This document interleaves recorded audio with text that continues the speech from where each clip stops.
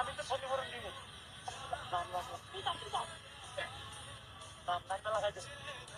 লাগাই দে না না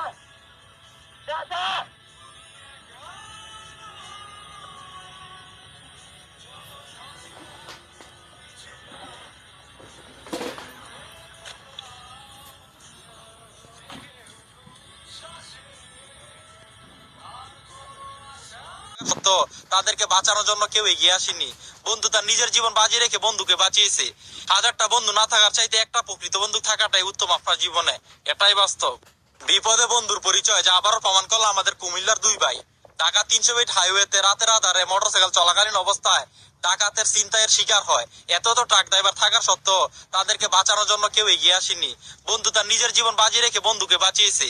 হাজারটা বন্ধু না থাকার চাইতে একটা প্রকৃত বন্ধু থাকাটাই উত্তম আপনার জীবনে।